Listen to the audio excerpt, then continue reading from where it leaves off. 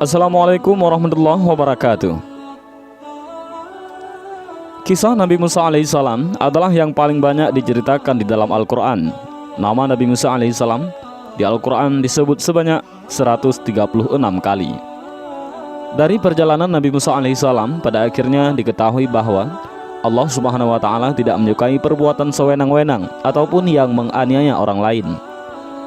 Itu sebabnya salah satu perintah Allah subhanahu wa ta'ala kepada Musa adalah melawan raja yang berkuasa pada zaman itu, yaitu Fir'aun. Nabi Musa alaihissalam adalah salah satu nabi dan rasul yang dikurniakan mukjizat yang luar biasa oleh Allah. Nabi Musa merupakan rasul ulul azmi dan satu dari 4 nabi yang dikurniakan kitab, dan Nabi Musa alaihissalam memperoleh kitab Taurat. Nabi Musa alaihissalam diutus untuk menyiarkan agama Allah saat Raja Fir'aun memimpin Mesir, dan Fir'aun adalah raja yang kejam dan zalim. Pada suatu hari, Fir'aun bermimpi Mesir akan terbakar hebat. Mimpi itu kemudian ditafsirkan bahwa suatu hari akan ada seorang bayi laki-laki yang akan menjadi musuh dan menghancurkan kerajaan.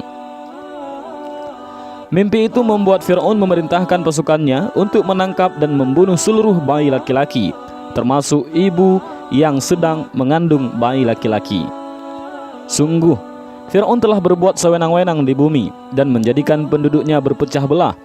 Dia menindas segolongan dari mereka, yaitu Bani Israel. Dia menyembelih anak laki-laki dan membiarkan hidup anak perempuan mereka.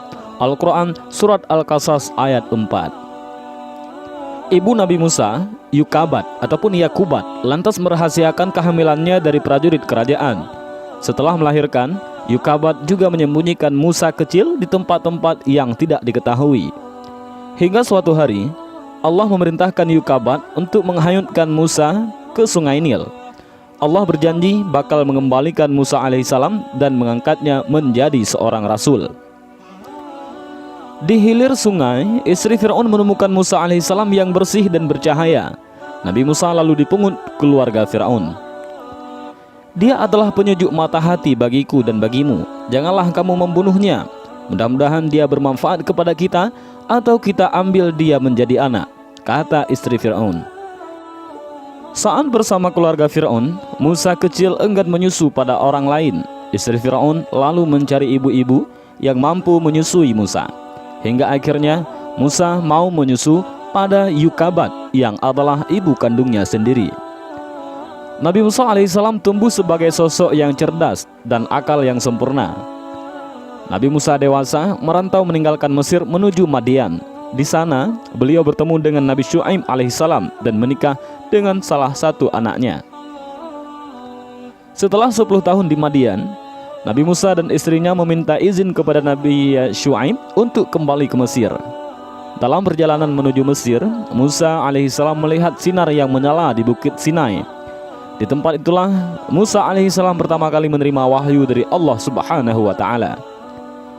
Wahai Musa, sungguh aku adalah Allah, Tuhan seluruh alam, kata Allah yang sesuai dengan surat Al-Quran, yaitu surat Al-Qasas ayat 30.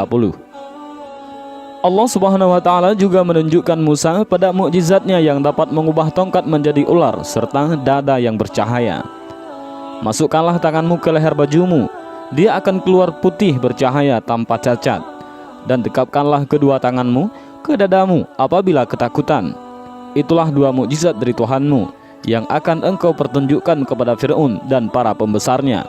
Demikian yang tertulis dalam surat Al-Qasas ayat 32.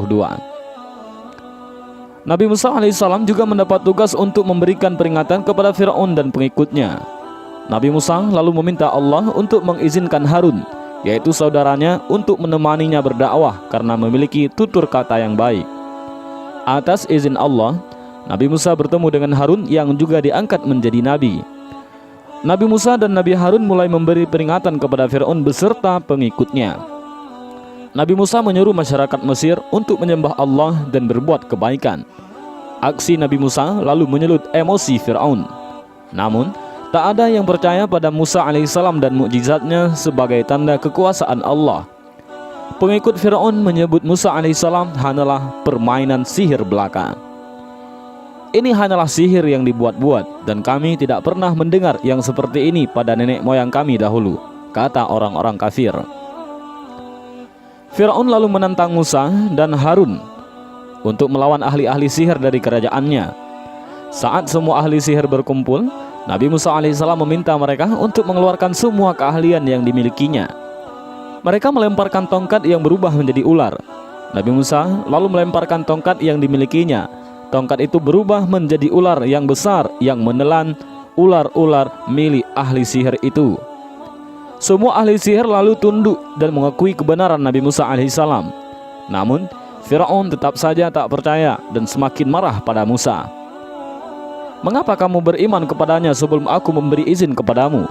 Sesungguhnya ini benar-benar tipu muslihat yang telah kamu rencanakan di kota ini untuk mengusir penduduknya. Kelak kamu akan mengetahui akibat perbuatanmu ini. Pasti akan aku potong tangan dan kakimu dengan bersilang, tangan kanan dan kaki kiri atau sebaliknya. Kemudian aku akan menyalib kamu semua," kata Firaun yang sesuai dengan surat Al-A'raf ayat 123 sampai ayat 124. Allah menimpakan beragam hukuman kepada Firaun seperti musim kemarau panjang yang menyebabkan kelaparan. Allah juga menimpakan angin topan, belalang, kutu, katak, dan darah untuk Firaun. Firaun lalu meminta Musa alaihissalam untuk berdoa kepada Allah agar menghilangkan azab tersebut. Namun setelah azab itu dihilangkan, Firaun dan pengikutnya tetap tak mau menyembah Allah. Firaun justru semakin murka dengan Musa. Dia memerintahkan bala tentaranya untuk menangkap dan membunuh Musa beserta pengikutnya. Nabi Musa alaihissalam beserta pengikutnya memutuskan untuk meninggalkan Mesir. Musa menenangkan pengikutnya bahwa Allah akan selalu menjaga orang-orang yang beriman. Allah lalu memerintahkan Musa untuk memukulkan tongkatnya ke air laut. Lalu tongkat itu membelah laut menjadi dua. Nabi Musa dan rombongannya melewati dasar laut yang kering. Firaun dan pengikutnya terus mengejar Musa. Saat Musa sudah tiba di daratan dan Firaun masih di tengah lautan, Allah mengembalikan lautan seperti semula. Firaun dan prajuritnya tenggelam di dasar laut. Maka kami siksa dia, yaitu Firaun dan bala tentaranya. Lalu kami lemparkan mereka ke dalam laut. Maka perhatikanlah bagaimana kesudahan orang yang zalim. Firman Allah dalam surat Al-Qasas ayat 40. Saat Firaun hampir tenggelam, dia sempat mengucapkan bahwa dia termasuk orang yang percaya pada Allah. Namun pengakuan di akhir hayat itu sudah tak diterima oleh Allah. Allah lalu mengangkat jasad Firaun sebagai bukti kekuasaannya. Beberapa ahli menyebutkan jasad Firaun kini ada di museum di Mesir. Dari kisah Nabi Musa alaihissalam dan perlawanan melawan Firaun terdapat sejumlah hikmah dan pelajaran yang luar biasa. Nabi Musa adalah sosok yang berani melawan penguasa yang zalim dan bertindak sesuka hati. Nabi Musa berani mengatakan kebenaran.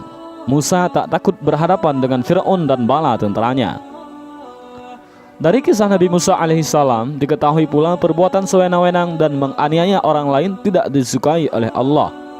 Allah bakal memberikan azab bagi orang yang berbuat kerusakan. Selain itu, Allah tak lagi menerima taubat orang yang sudah di akhir hayat saat ditimpa azab. Taubat itu sudah tak berguna lagi. Dan inilah sedikit kisah tentang Nabi Musa alaihissalam dengan Firaun. Mudah-mudahan cerita singkat padat ini memberikan kita hikmah dan pelajaran yang luar biasa. Assalamualaikum warahmatullahi wabarakatuh.